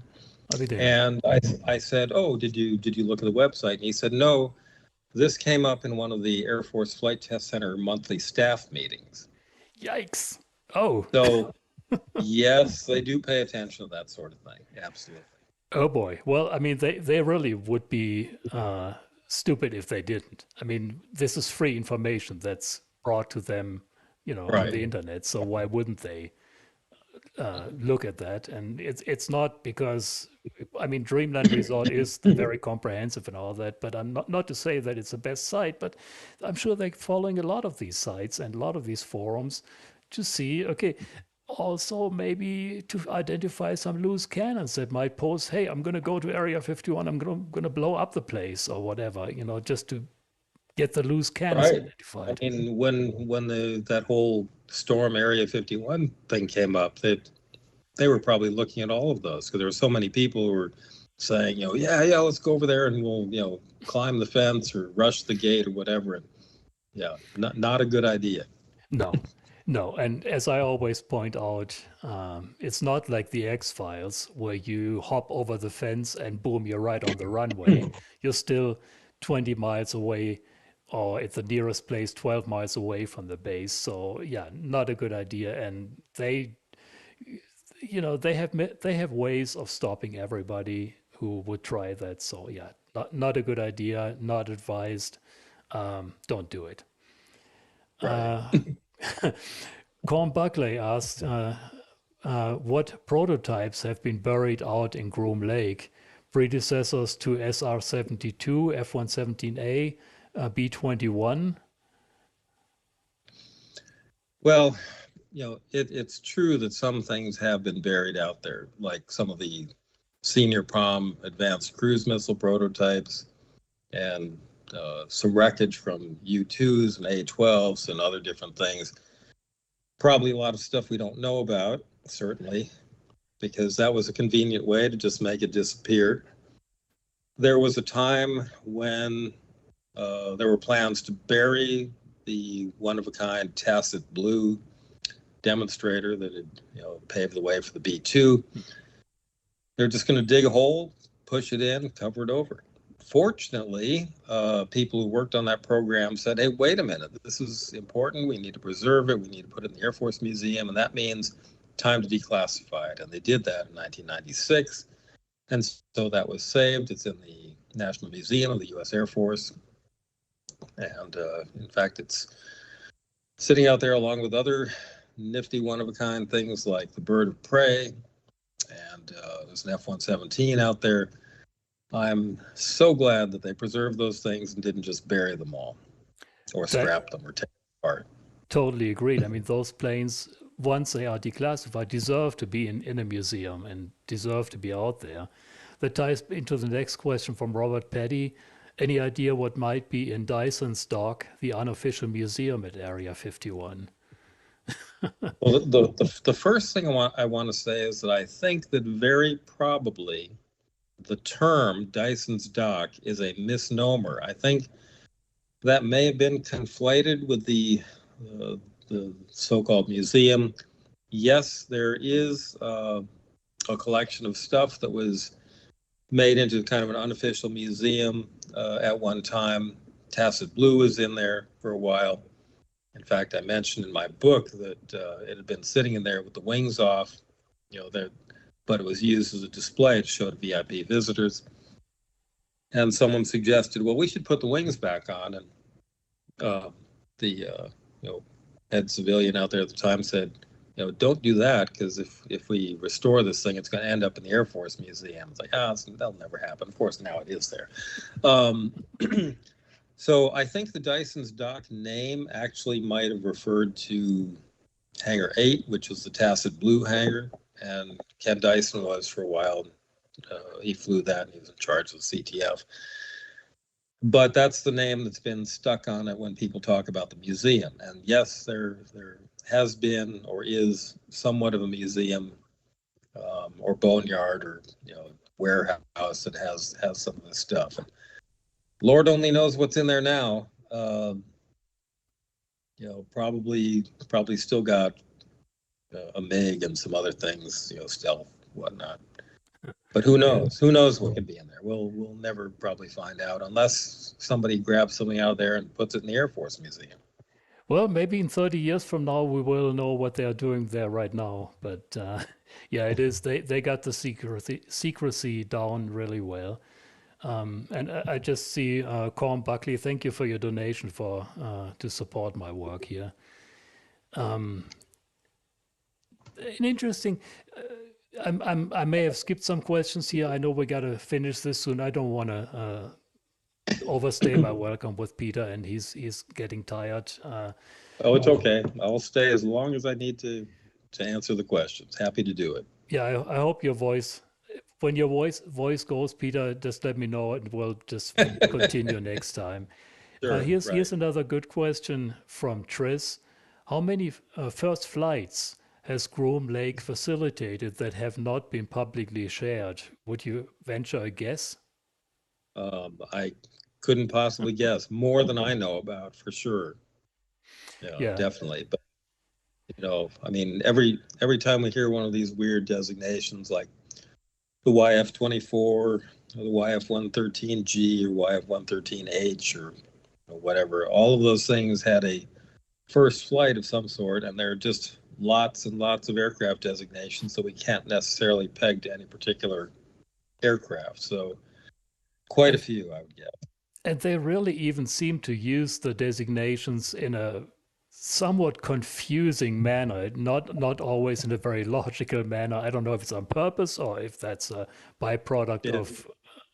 You think it's on purpose? Well, it absolutely is. It was introduced in 1968 during Project Have Donut because these pilots needed to log their flight time in the MiG-21.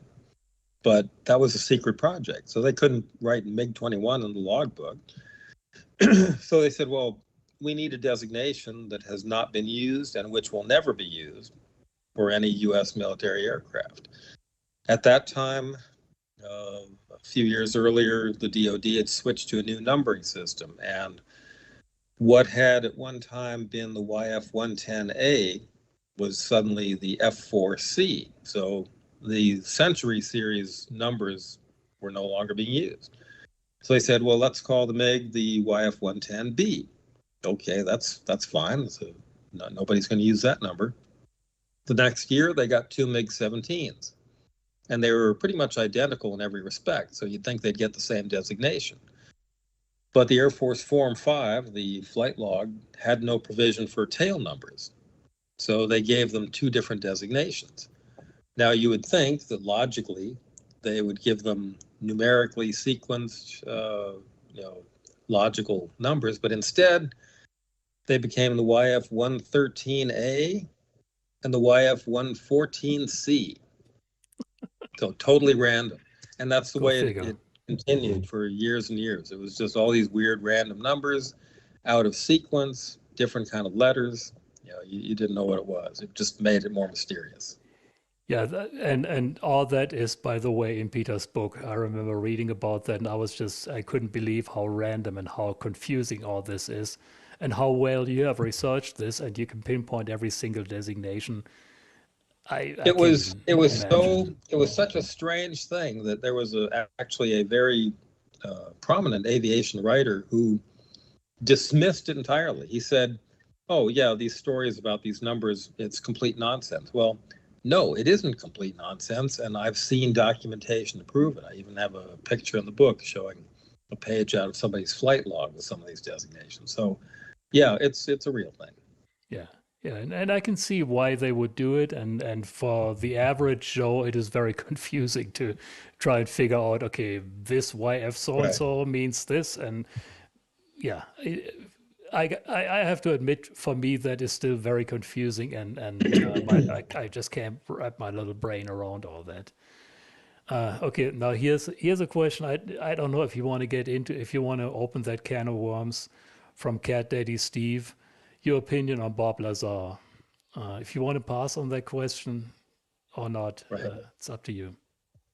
Yeah. Maybe I quickly. mean, yeah, if I could have written my book without ever mentioning his name, I would have happily done so. Um, I I am not a believer in anything that he said because, a lot of the basic details of his story, just his background, his personal work history and educational history was completely fabricated. So then how do you trust him on any of his more extraordinary claims? And so I don't believe his stuff, and people I've talked to who worked out at Groom Lake and Tonopah and everywhere have said, no, that's not a real thing. And, his secret S4 facility at Papoose Lake is not a thing. There's nothing there. It seems like he just borrowed the designation from Site 4, which is an actual facility that's part of the range. They've got their own little thing here. Yeah. You see the number 4 on there is a rattlesnake tied in a square knot. Anyway, so it's a place where they test radar and threat systems and test aircraft and weapons against that. So there is a Site 4. That's real, but there's not a UFO S4 at Papoose Lake. That's just rubbish. Yeah, it was a good story, and a lot of, I mean, I got to give it to him. He has never changed his story. He's always stuck with his story, and it sounds plausible at first, but it's just, I think there's more that speaks against his story than speaks for his story. So that's that. Okay, here's the questions are still coming in, so feel free at any time to say, okay, this is it. Stuart Moss is asking, I just logged on. You recognize that name? I do. Very good. Of course you do. He's in your book. So Yeah, Stuart is a great guy. The story of meeting him was pretty amazing. I had written the original draft of my manuscript, and one of the things I talked about, of course, not surprisingly, was the Janet fleet of EG&G operated 737s. And, I thought I knew what the story was behind that. And everything I wrote constituted about maybe 2 paragraphs. And then I saw a post from Stuart Moss that, totally turned the whole story up on its head. I didn't know anything about what the real history was behind the fleet of 737s. Apparently, there were actually 2 fleets of 3 each. One that was operated by the legacy carrier, EG&G Special Projects, and the other by Lockheed Aircraft Systems Company. And that was a revelation to me. And I thought, I've got to meet this Stuart guy because, it sounds like we got something to talk about. So I put on my Janet hat, literally, and I found out that he was one of my neighbors. He just lived right down the street. So I knocked on his door and said, hey. And I ended up talking to him a lot and meeting a lot of other people who were involved in the program from the earliest days. And so, he's very thankful for that. Awesome. And Stuart, thank you very much for sharing that information with Peter and letting him share that information with all of us. He's asking about the Eclipse program. Obviously, that is tied in with the Janets. Precisely so. That was the Lockheed fleet was called Eclipse. It's all in the book, and that was also one of the surprises of the whole thing in putting the book together, because it was something I hadn't known about. It was a whole chapter that was completely new to me. So fantastic to learn that. Got to meet the guy who put that fleet together as well, and some of the other people who worked on it. You know, a lot of those folks who maintained the aircraft were former Red Hats, and you know, they end up being mechanics on the 737s. But as I explained in the book, they also got to do double duty as flight attendants. So you know, kind of a whole different thing there. That was to me, that was an extremely interesting chapter in your book. Not that the others weren't, but that was particularly interesting for me to read about the history of the Janet fleet that I had absolutely no clue about. You know, And you'll notice that a lot of the 737 pictures that are in that section are pictures that I took at Burbank Airport and also Las Vegas. mhm. So yeah, got some nice shots in there. And Stewart Very supplied good. other. All right, here's another question from Michael from Poland. Peter, what is your personal opinion on a foreigner spotter, as me being Polish, who just love groom and black projects that used to climb the view spots around NTTR and publish videos on the web? What is your opinion Well, on people doing that? well, I don't have any problem with it. I'm, you know, perfectly happy that people are interested in getting into the whole history of this thing. I'm sure that AFOSI is probably more concerned when they see foreign nationals going up the mountains to look at the stuff and take pictures. They probably look extra close at that. I'm sure they do, and it's in my opinion, it is nothing different than Americans going up there. I've been accused of being a spy myself, being born in Germany and obviously still having an accent. But I just think it's people that are interested in the base and in the history of the base. And, we all put it out there. It's not like we are doing it to spy on anything. So, he just happens to be in Poland and being interested in Area 51. And no harm done, in my opinion. And it's all being done out in the open. There's no clandestine activities there. Exactly. And if we were to do anything clandestine or anything nefarious, we wouldn't put it on the website and we wouldn't publish the Right. photos. Right. I'm sure there are people that do a lot more damage to the base. And in fact, I've heard the story about somebody flying a drone over the base several years ago, right around the time when the whole FBI situation happened here. Sure. These people just don't go out with their story. And I figure as long as we put it out there, hey guys, yeah, I took a photo of the base from Tikaboo, big deal. They get to look at the photo and see, okay, well, there's nothing to see. And, Right. I just don't think, I think any real spy, anybody with with malintentions would definitely not do what we are doing. And wherever you come from, doesn't matter.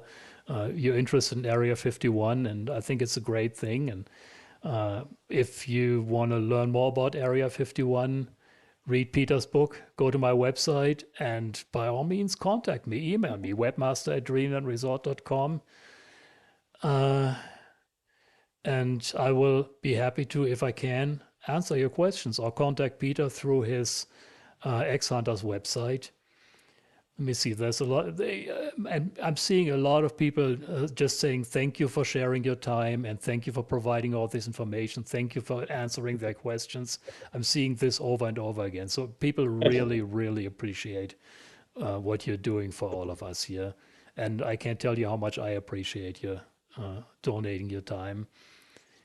Sure. Let me just go through. There's a lot of statements rather than questions. Okay, Robert Petty again. An estimate on the number of flight test programs active annually at Area 51, considering the number of hangars on the base and the known programs such as NGAD, RQ-180, and others. An estimate on the number of flight programs active at a given time. Yeah, I wouldn't be able to estimate that. It's interesting that if you look at the history of the base, you go back, and my book reflects this. When you go to the earliest days, you've got one program, and then you've got another program, and then you might have one or two others. But pretty soon, there were lots of programs beginning to overlap one another, and the number of programs is pretty substantial now because you've got different combined test forces getting stood up, doing their project, and then moving on, new projects coming in. There are a lot of hangars. And when you look at the number and then you see somebody building a new hangar, you say, well, okay, if they're building a new hangar, what's in all the others? They can't Yeah. be empty or they'd put the project in there. So yeah, it's obviously a very active place. Lots of projects. I've seen online resumes where people said, yeah, I worked on a dozen programs, or in some case, I think one of them said he worked on like 70 programs over a period of a few years or Wow. whatever it was. It's just staggering. It's amazing, and how they all keep that compartmentalized, how they all keep it from interfering with each other. There's stories, of course, from the Roadrunners where some teams have to go inside in a room without windows, or the curtains would be pulled down when something from the other team flew, and so Right. forth. They got this down so well, and The go ahead. the classified projects, they work in secure environments. Only the people who are briefed into a particular project are allowed into the vault for that particular project. Um, I've worked in places where you have unclassified areas, you have classified vaults where only certain people can go. It's all compartmentalized. Nobody who's unauthorized gets in there. And I mean, I've seen places where you've got vaults within vaults because it's that distinctly compartmentalized. It's amazing how they do that. And how they got it down to a science to do Yeah, that. And yeah, on the subject of hangars, I ran the math. Area 51 is actually every 2 years building a new major hangar, and they have been since day one. There's about 35 hangars. Area 51 is 70 right. years old, so every 2 years they're building a large new hangar. And like you said, most of them are full of something. And there's an interesting regulation. I don't know if it's just Air Force or Department of Defense wide, but it has to do with the square footage of real property on a base. Like if you look at Edwards Air Force Base, for example, the boundaries encompass something that's roughly the size of the greater Los Angeles basin. I mean, it's huge. It covers parts of 3 counties. You would say, well, heck, you could build a city out there of hangars if you want to, but you can't. The regulation specifies you can only have a certain number of square feet. And when you reach that, if you want to build something new, you have to tear something old down. So, we've noticed that, and I don't know if they've reached this at Gruen, but certainly a lot of the older buildings have been torn down, newer buildings have come up. I don't know if it has to do with that regulation or it's just coincidental because some of those old buildings were falling apart, which is obviously a thing that happens. Yeah, yeah. Well, they are. Some of them are probably close to 70 years old. The U-2 hangars are almost 70 years old now. Well, Right. One of those is gone. here's Dr. Hayden. I'm sure he's joking. No, I do not have a pair of CIA issued Swiss Army shoes for my spy work. I do not, sorry, but you're more than welcome to send me a pair. Okay, we're almost through, and um, we we really need to wrap this up. Uh, Efficient RVer question: when were the first and last years you visited the A12 number 928 site after Tom refound it? All right. That's a very specific question. Yes, and I could probably tell you that. I went, the first time I went there, I think was in the early 1990s. And then I was probably there again, maybe I don't know, less than 8 years ago, maybe 10 years, something like that. It's been a while. Well, maybe that would be an interesting thing next time we make it out to Nevada. We'll make a little trek out there. That was certainly a lot of fun looking for that, and also the A-12 site up near Wendover. Both of those crash sites were fun to hunt for and interesting to explore. I've taken film crews to both of them for different documentaries. I had one crew called me up and they said, we're doing a show for National Geographic. We want to go to a crash site. So I said, well, here are your choices, and here's the one that's easiest to get to up by Wendover. So we went there, and that was great. And then about a month later, I heard from another crew, and they said, yeah, we're with National Geographic. We're doing a documentary on Area 51. We want to go to a crash site. I said, didn't we just do this? They said, oh, no, it's a whole new program. So I said, all right, you're not going to want to go to the same site. So I offered them several choices. We ended up with 928, which meant it was closer to Las Vegas than any of the others. But boy, to get there, you drive an hour out of town, then you got 35 miles of dirt road and 5 miles of Jeep track. And then they had to haul all their camera gear down a canyon for a couple miles and then back again. But they never complained, never complained. It's not Great an job. easy site to get to. No. Okay, Aircraft Expeditions asks you, and I don't know if you want to answer to this question. You were a historian for Edwards Air Force Base, is this correct? And have you done anything to document the Happy Bottom Riding Club that's near Century Circle? Never heard of it. So first, no, it's not correct. I was a contract historian at the NASA Dryden Flight Research Center for close to 20 years. And worked with history, Office of Education, and Public Affairs, and was also assigned to the Aeronautics Research Mission Director at headquarters. So although I was at Dryden, I was doing some projects for ARMD as well. But I was a volunteer at the Air Force Flight Test Museum at Edwards, and I knew a lot of the people in the Edwards History Office. And I used to give tours at the Happy Bottom Riding Club site, which was where Pancho Barnes had her famous establishment in the 1940s and 50s, where all the test pilots would hang out, and they had a runway for people to fly in and visit. And every year, Edwards would throw a big barbecue bash out there. So me and some of the other volunteers would give tours of the ruins, and that was a lot of fun. Okay, so wow, Dan Z donated $20. Thank you so much. Really appreciate it. Really appreciate your support. Thank you, Dan. We're gonna take a couple more questions here, and then we're really gonna have to wind it down. I don't want to, be responsible if your voice is completely gone tomorrow.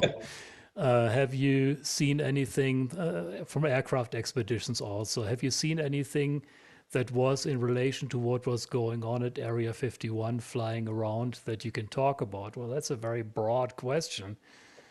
Yeah, I mean, in all the times I was ever out there, the only things I got to see flying were the Janet flights, the helicopters, and the F-16s. I never got to see any exotic airplanes at all.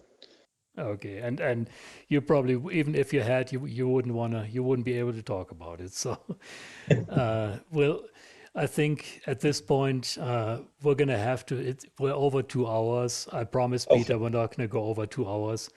If you would be so kind, I would love to do another show, but I think at this point we'll leave it at that. And Peter, thank you so much for sharing your vast knowledge with all of us and for being on the show tonight. Well, I'm glad to be here. I'm certainly happy to answer questions and always happy to talk about the book and the process of getting it put together and talk about the history of Area 51. I'll be glad to do another chat sometime if you want to do that. And just remember that the truth is out there. Nice. Love it, Peter. Thank you so much. I had to go into a vault to get this. Into a vault. Yes. And you can share this with us? I cannot. It was for work, so No, I there were mean, you can certainly, share the coin I with can us. show you that, but yeah, but otherwise, can't Yeah. talk about the work part. No. I would never ask you about that. Yeah. So yes, again, I'm glad you've been here and hope that I answered a lot of questions for people. I'm sorry if we didn't get to all of them. We certainly went a long time on this, and hopefully some people are still awake at this point. There's still a lot of people awake, I guarantee you. And, thank you again. I'm sorry for ruining your voice, and my apologies to Sarah also for taking so much of your time. We'll do this another time. Thank you so much again, Peter. I can't wait to do another one of these. Okay. All right. Well, folks, that was it. I think we took up more than enough of Peter's time. I don't want to really overstay my welcome. Really, really appreciate Peter's time. And thank you all for sticking with us, for all your great questions, really great questions. But until next time, we will do another chat. And thank you for sticking with us. If you like this chat, this live stream, if you want to see more content like this, please subscribe to my channel.